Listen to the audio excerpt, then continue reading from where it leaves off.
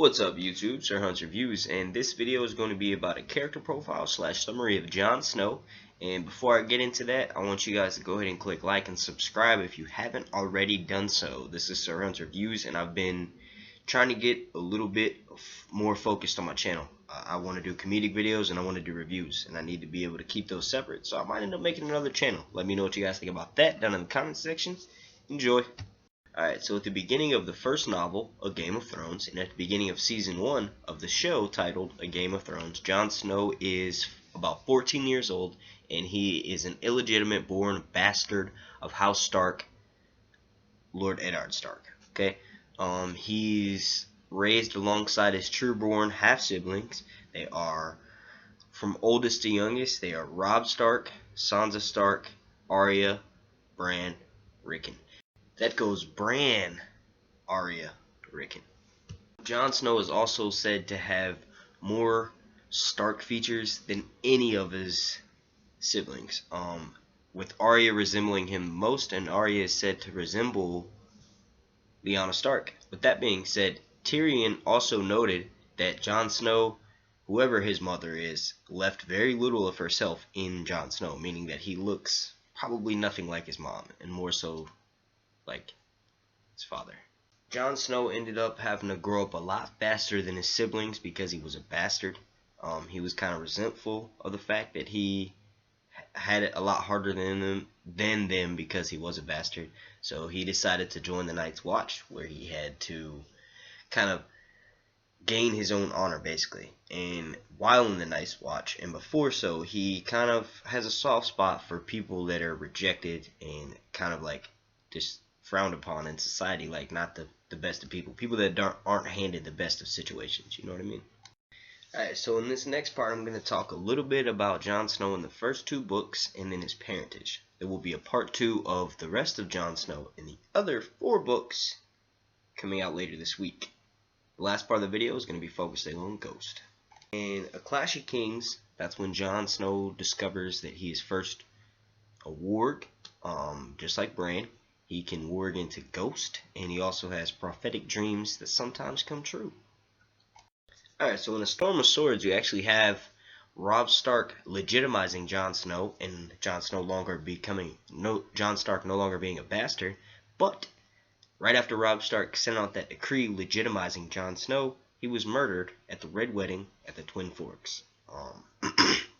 We don't exactly know what happened to that decree after that, but also we don't know if the opposing houses would accept that decree, even if we found out what the fuck happened. Skipping a lot ahead, but yet to be covered in later videos, we'll talk a little bit about Jon Snow's parentage.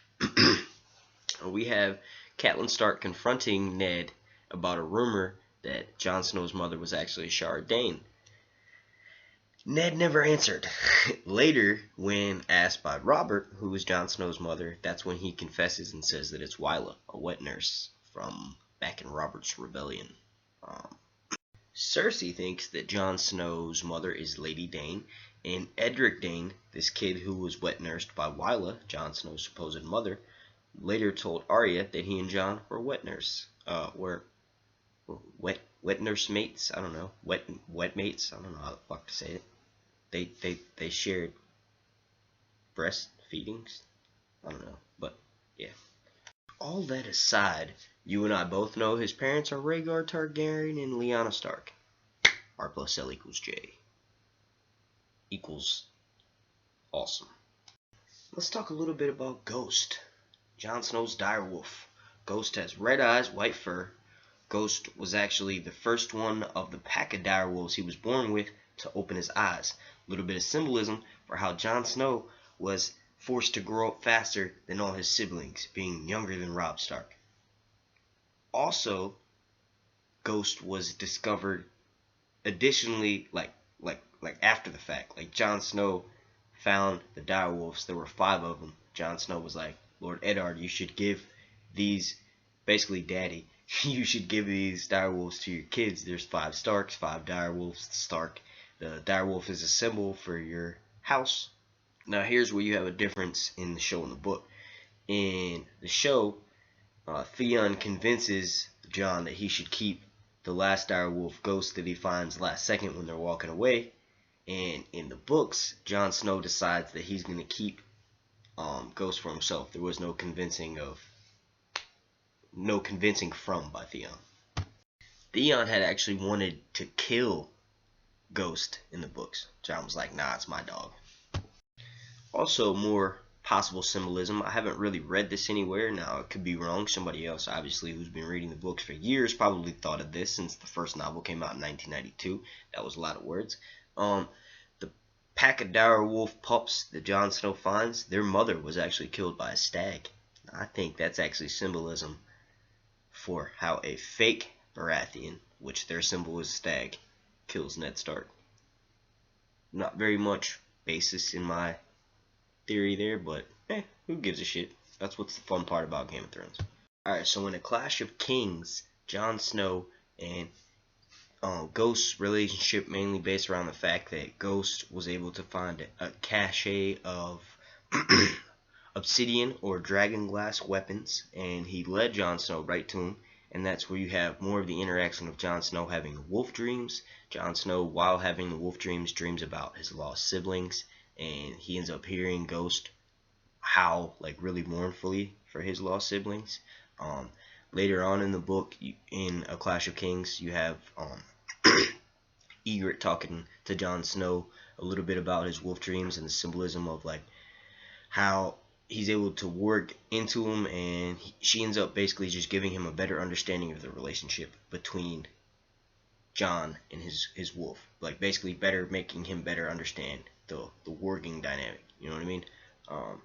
Also, Ghost is by his side most of the book, fighting with Jon Snow.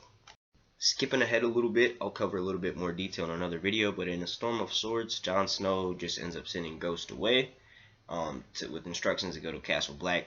He doesn't actually know if Ghost goes to Castle Black, but by the time Jon Snow gets back to Castle Black, they have after a few days, a few like super eventful days, I'll talk about those in another video, once Jon Snow does return to Castle Black in A Storm of Swords, they have a heartfelt reunion, and they better understand each other after that point, moving forward. Alright, so if we flash forward to A Dance with Dragons, Jon is able to knowingly work into Ghost, and Ghost informs him that his siblings are in fact still alive. He's able to see that Nymeria is with a pack of regular wolves in the Riverlands, and then he also knows that Summer's alive, but he can't sense Summer because him and Bran are beyond the wall. He also knows that Shaggy Dog is alive on Skagos with Rickon, and Shaggy Dog is in fact fighting a fucking unicorn. It's noted in A Dance of Dragons that Ghost does like Melisandre and Val. Val is actually the wife of Mance Rayder. She is not a character on the show. We don't even know if Mance Rayder is married on the show. They don't even mention the fact that well, no, maybe they do mention the fact that he has a wife, but they don't mention or hint at any of the fact that a lot of people think that he's Rhaegar Targaryen. He's still alive in the books, by the way. He's just like outside chilling in a cage, kept warm by the skin of his wives. Melisandre warns Jon Snow to keep Ghost by his side. He doesn't listen, and Ghost lashes out at some boar that's brought into Castle Black by some wildling dude who's not on the show, and Jon Snow then locks Ghost up in his room because of that. He's just thinking that Ghost is acting weird because of the Borg. No, Ghost is acting weird because he knows that something is up with the Night's Watch, and Jon, not heeding Melisandre's warning, ends up getting stabbed. Ghost knows something is up, and we don't really know the whereabouts of Ghost after that. We do know that after Jon Snow is stabbed, he mutters the words Ghost, and then it just fades to black. Alright, so that's pretty much going to wrap this video up. I hope you guys enjoyed. If you haven't already done so, I'll say this again. Make sure you click like, subscribe, share this video. Help this channel grow. I want to thank you guys. I'm almost at 320 subs. That's an amazing growth. I started YouTube almost exactly a month ago today, and I have over 125,000 watch time minutes, which is fucking insane. Every time I see that number, I'm like, holy shit. But yeah, I'll keep this short and sweet. Thank you guys. If you haven't already done so, click like, subscribe. This has been Sir Hunt's Reviews, and I hope you enjoyed this video. Thanks for watching.